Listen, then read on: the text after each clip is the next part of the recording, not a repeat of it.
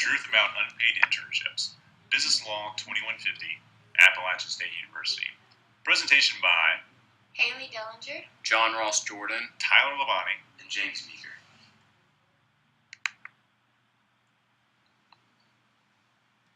Here's what we focused our presentation on.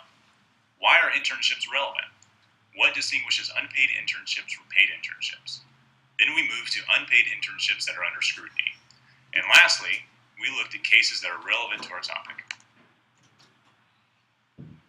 Before we move on with our presentation, we thought it would be important to actually define what an internship is. We define an internship as a working experience in which entry-level job seekers can get hands-on experience in their targeted career fields. Also, interns are able to develop connections and gain references which are helpful in seeking a future career. There are several benefits of working an internship. These include the opportunity to test drive a career, chances to network, establishing relationships with mentors, possible college credit or certification, an introduction to the field's culture and etiquette, accumulating new skills, and lastly, gaining a real-world perspective on an occupation. According to the U.S. Department of Labor, an unpaid internship is only lawful in the context of an educational training program, where the interns do not perform productive work and the employer derives no benefit.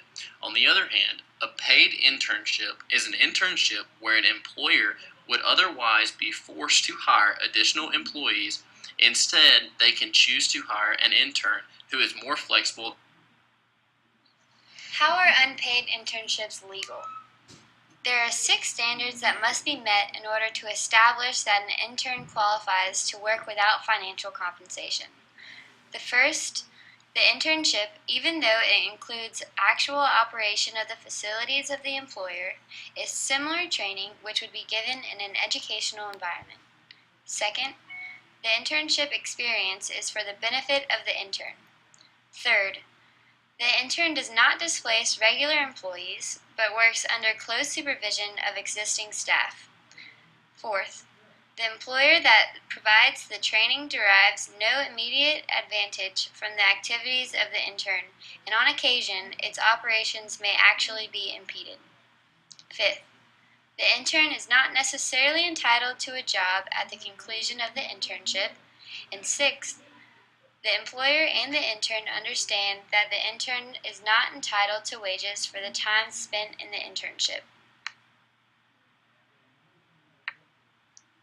So what is the problem with unpaid internships?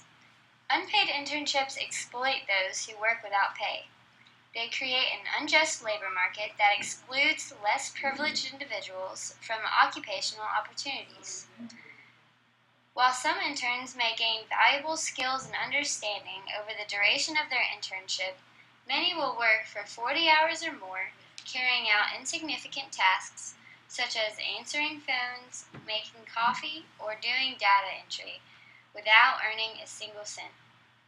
These unpaid interns receive no benefits, no legal protection against harassment or discrimination, and no job security. Trending legal topics. A shocking number of unpaid internships could be illegal. UK youth pledge to end unpaid internships. Are unpaid internships illegal? Now here are some trending topics going on in the UK right now over internships. An estimated 1 in 5 businesses will take on interns and work experience people this summer. The TUC says around a third will be expected to do this work for nothing. But the question is, when does gaining valuable experience turn into work that you really should be paid for? There's a very fine line between a worker and an intern and or somebody on a work experience. And for an employer, they have to be careful that they're not giving someone specific tasks to carry out on a set hours basis, like you would expect a worker or an employee to do. And so therefore it's quite a task for an employer to distinguish between the different categories. But if they don't distinguish between the categories, then they could be exposed to quite significant issues. Not paying minimum wage to workers is a criminal offence. Industries including fashion, the arts and the media have been accused of relying too much on unpaid workers, hoping to boost their career prospects. The new universities minister says he's concerned that unpaid work means thousands of less well-off young people are effectively cut off from entering many professions because they can't afford to work for nothing. There is a case for a very clear guidance on this, and if there's more we can do, we will. It's something we're looking at. There's been some advice from the Low Pay Commission, and I'll look very carefully at what the Institute for Public Policy Research is saying as well. But there's a note of caution from businesses. We think it's important that businesses treat young people fairly. However, the concern would be that if you put more pressure on businesses to pay young people even more, it could be they simply say they're not able to take on internships anymore, and then we'd see a drastic reduction in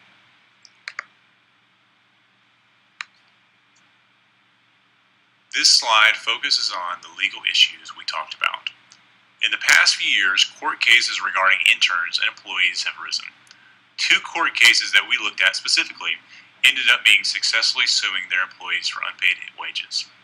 Glatt versus Fox Searchlight Productions, Judge William H. Pauley noted that internships were not educational and benefited the studio. Interns were awarded, on average, $110 per week.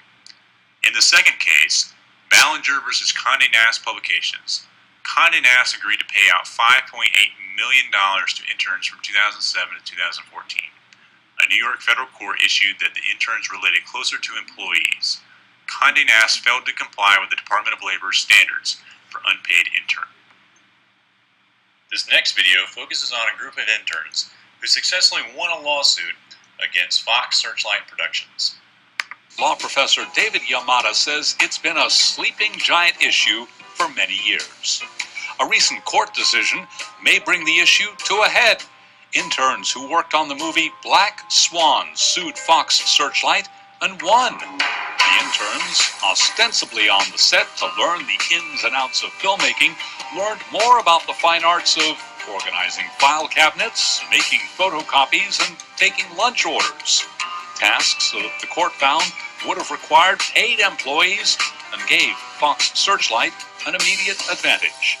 The Sixth Circuit found for the employer in a separate unpaid labor case, so if the Black Swan decision is affirmed on appeal, it could create a circuit court split. That raises the likelihood that interns won't just be running around outside the Supreme Court, they might end up inside the courtroom too. In this next slide, we look at two scholarly analyses. One from the federal government and the Department of Labor and how they have defined the concepts of unpaid internships using their 6 factors test. Internships that do not adhere to these guidelines may violate the Fair Labor and Standards Act. Courts in New York have ruled both for and against interns who have sued their employers. Judges use the Department of Labor guidelines 2 different ways. In one case, ruling for the interns, Judge William H. Pauley used the guidelines rigidly. Ruling against the interns was Judge Harold Baer, who only concluded that the Department of Labor guidelines were a framework for differentiating paid and unpaid internships. According to ProPublica and their intern lawsuit tracker, there are 20 ongoing lawsuits from interns against the employers. The Department of Labor has also issued an amicus brief on behalf of the interns, where they have asked the courts to adopt a narrower interpretation of federal standards. In this next slide, we look at Judge Pauley's remarks, who was the presiding judge over the Fox Searchlight Productions lawsuits. Pauley stated, undoubtedly, Mr. Glatt and Mr. Footman received some benefits from their internships, such as resume listings, job references, and an understanding of how a production office works. Those benefits were incidental to working in the office like any other employees, and they were not the results of internships intentionally structured to benefit them. Pauley also stated that Searchlight received the benefits of their unpaid work, which otherwise would have required paid employees. Pauley called the primary beneficiary test too subjective and unpredictable, and focused instead on whether the company derived an immediate advantage from the intern's work.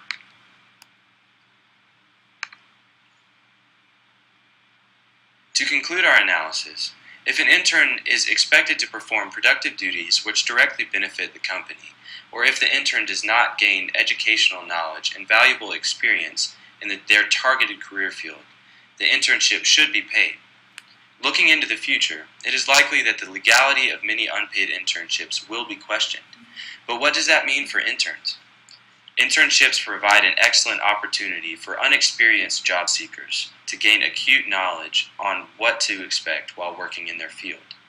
Unfortunately, it is difficult to equally compensate both the intern and the company for what they render during the internship. That is, there is a question on the company's side on why an intern should be paid if they are benefiting from the experience, but not performing productive duties. Likewise, there is a question on the intern's side on the purpose of the internship if the intern is not compensated financially for performing tasks that are not beneficial to their future.